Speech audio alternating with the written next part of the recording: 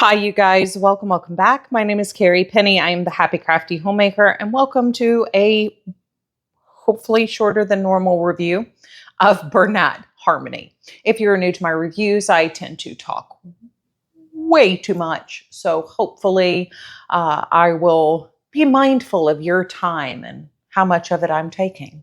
So first off, this is Bernat Harmony yarn. The colorway I have is Sunday Morning. This is a size 4 yarn. It is 100% acrylic. It comes in an 8.8 ounce or 250 gram skein, 431 yards.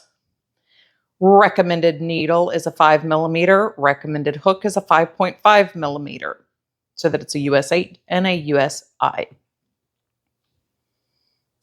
Sunday Morning. I did order this directly from Yarnspirations. I'll put the price here on screen. And welcome to Bernat Harmony. So I went onto the Yarnspirations website and I was kind of looking at what new yarns they had released. And unfortunately, they don't, when you do it by new, if they do a big launch of colors, it is kind of hard to tell what's actually a new yarn versus a new color. As Bernat has had very similar yarns to this before, I can't actually tell if this is new or new colors. However, I decided to roll with it because I did like the way it looked in the skein. Obviously, this has been used. I think there's 120 grams left in here, so we're right about 50% empty. But you can see the gradation of the color through the swirl. Previous iterations of similar yarns were barber poled, kind of more roving style plies like this. They had one, it was called like something Tots. And it had a touch of nylon in one of the plies that gave it just a little bit of slip and texture. They also had one that was,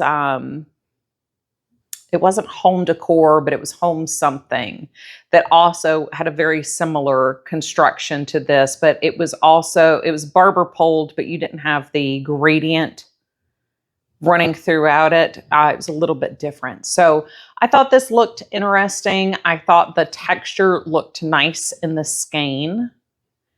And I was a little curious to see how this would work up and what I thought of it. So first off, its construction. Like I said, the two plies are kind of roving style plies here. Please forgive my nails. I am having some issues with dryness around the cuticle, which is making manicures really difficult. It's not just where it's hanging, but part of that's also the skin. I know some people get really freaked out when they see unmanicured nails on film. So here we are. We have these two, I mean, they're almost not even spun, twisted at all, roving plies. And then we have a very soft twist to the yarn. Like it's a very loose twist. I mean, you can easily pull these apart. And, we've got the gradation of the color. So this leads to a very soft hand. I was a little bit surprised as working with this. It is, for me, it's been the month of July 2026 as I'm working with this, and it has been every morning, nearly 90% humidity. We've had highs anywhere from 92 to 101 degrees with heat indexes going up to 110, 120 degrees. In general, in direct sunlight, obviously, it's like 125, 100 to 145 some days. So it's been a little intense here, and I was kind of surprised, as I do have very sweaty hands, that this didn't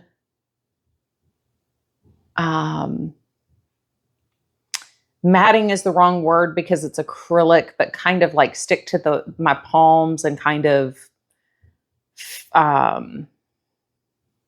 pill, I guess, or the early stages of pilling. I didn't really have any issue with that. Now, I will say washing this, I am sure if you tried to machine wash this, this would pill very heavily. Here's your directions here. It says machine washable and dryable. Just because it's so loosely spun, I wouldn't. I would hand wash this most definitely. If you have to machine wash something, I would do it in a delicates bag in the coldest possible temperature to avoid rubbing too much on this. But like I said, I was surprised that I didn't have more of like those early signs of pilling, just because of the humidity and the amount of rubbing, you know, a project goes through while working on it. So I did do two different things with this yarn. First off, I knit a scarf. This was 300 grams. These are 250, right? Yeah, 250. I think this was about 300 grams. I can put it on screen. I have it written down.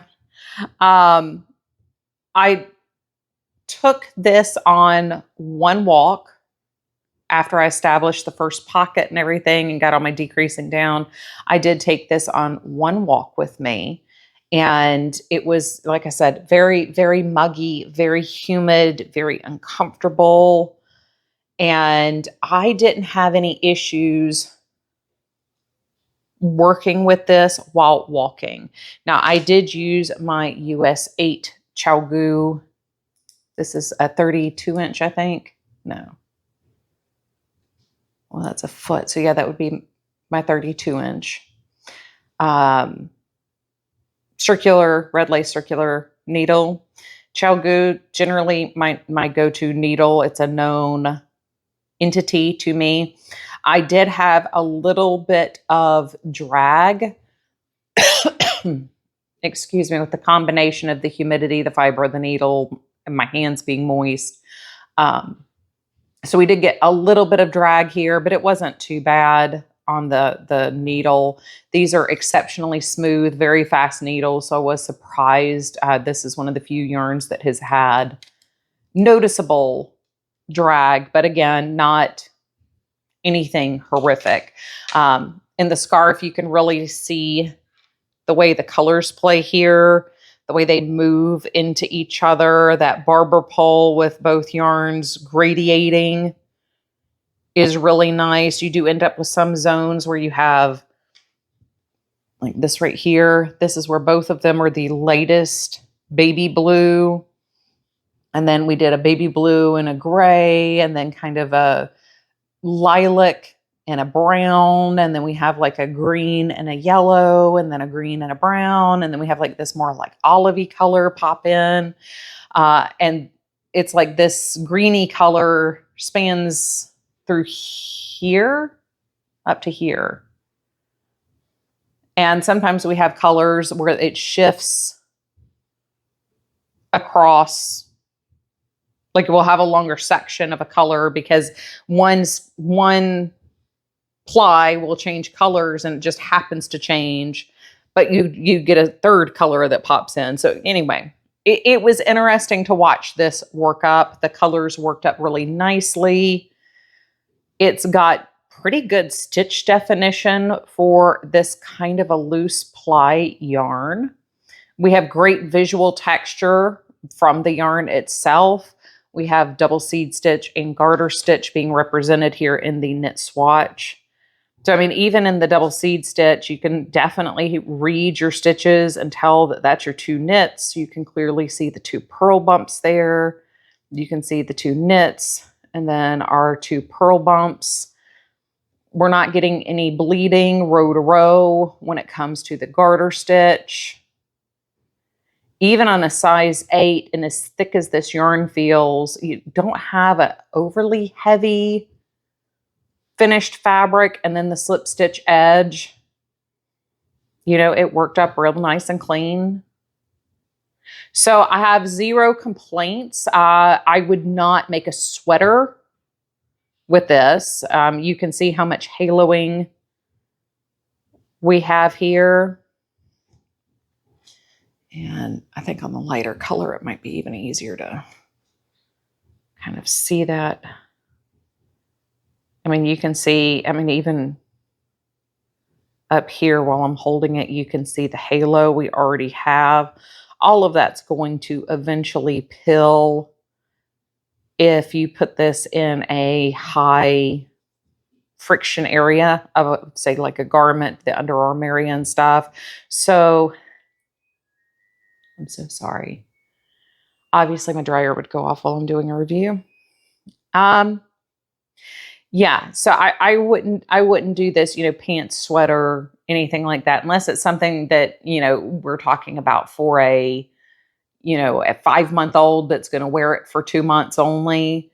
I wouldn't do that. Now, hats, scarves, headbands, wrist warmers, even fingerless gloves, other than the palm, they don't tend to get a ton of friction, at least not the ones I've made for myself or other family members. So I think even something like that would probably be fine. You could probably get away with boot cuffs, especially as the rib band would be under the boot. That would be where you had the most friction. That's already going to be hidden inside of the boots.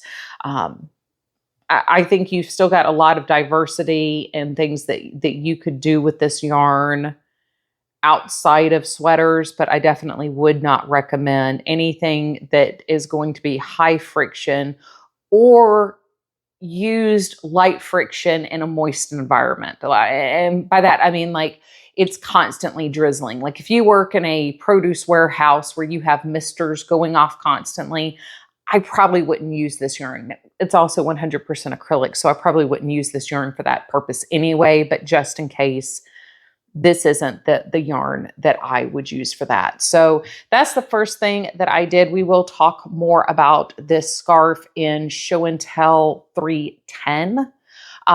This is a free pattern. This was available online. So we will talk about that in the Show and Tell.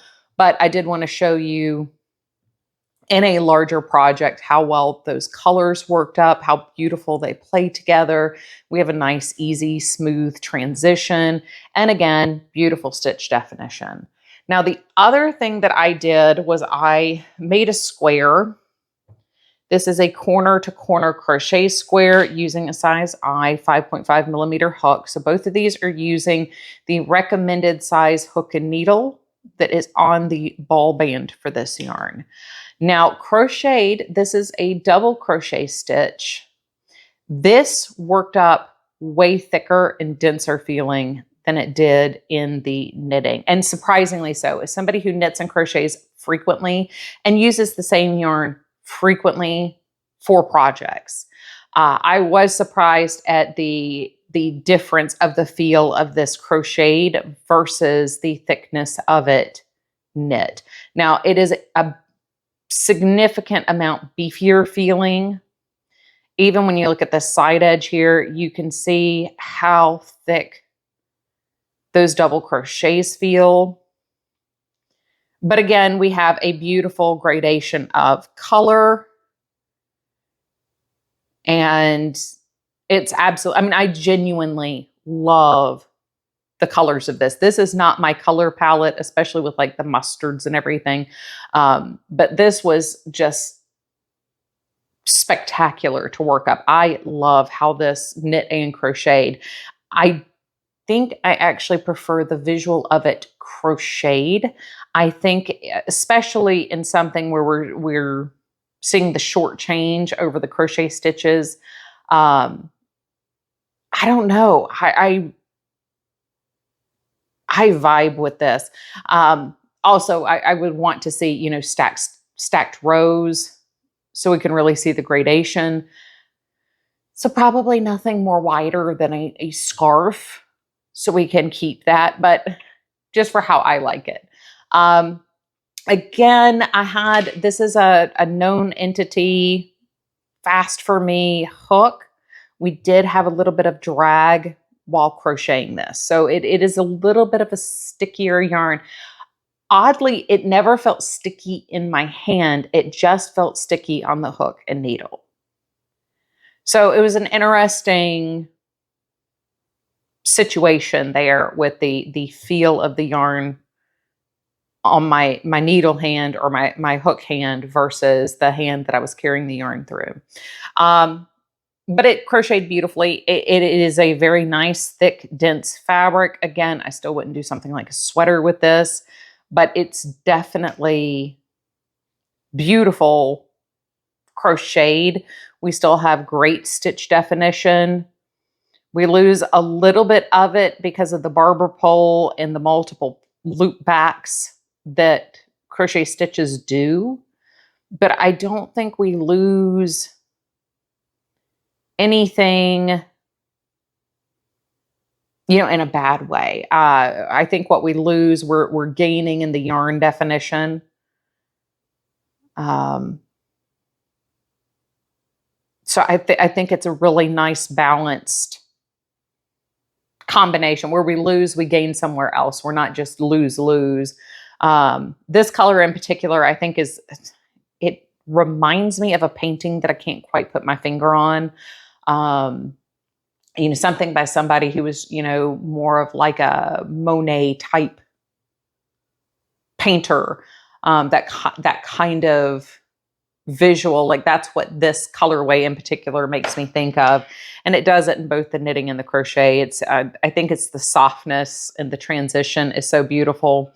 But yeah, I was pleasantly surprised with how much I enjoyed this. I've enjoyed a lot of the Bernat, kind of more experimental yarns. A lot of their roving yarns are really, really nice to work with. So I was kind of surprised at how much I enjoyed this one specifically, but I am very pleased with this one overall. I think the construction just doesn't lend itself to anything with a high friction point. So overall, I think I'm going to give this a 4 out of 5.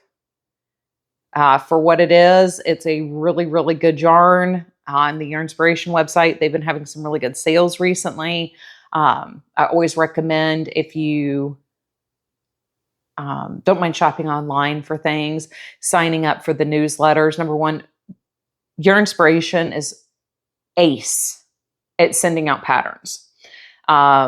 Every day they send you an email that's got different patterns from different collections, new and old, that they send out. And I've gotten some really good ideas of things to make from those. But along with that, you also get their random sale updates or their random coupon codes. So I always recommend signing up for a company's email list if you haven't, if there's a lot of their things that you like and enjoy overall. So Bernat Harmony, we're giving this a 4 4.25. I really enjoyed this. I really, really like the projects that I was able to get out of this. I do intend to make a hat out of the remaining bit that I have to match the scarf here. But I wanted to go ahead and share with you guys and let you know what I thought of this overall. If you've used Bernat Harmony, let me know. Like I said, this did come up in their new yarns, but I think this just may be a color expansion that they did. I don't think that this is a truly new yarn. It seems like either Harmony or some other version of this was out fairly recently. So I think they just did a line expansion with the colors. But anyway, I am going to go ahead and go. If you have a question, leave it down below in the comments section. Also, if you've used the yarn, leave your feedback down below. What did you think? How did you think it worked up? Did you like the colors? What colorway did you use? All the good stuff. I had one knot in the 1.5 skeins that I use. So manufacturing, it seems to have gone very, very well. As with most roving yarns, there's some irregularities in some of the thickness points and stuff, and there tends to be a little fluffing, but nothing that degraded the yarn. So I actually have to say, for a run of this yarn, I'm very pleased. A run of a roving yarn is always hit or miss as to the quality. So I love you guys. I hope you are having a wonderful, fantastic day. As always, I look forward to seeing you real soon. Bye, you guys.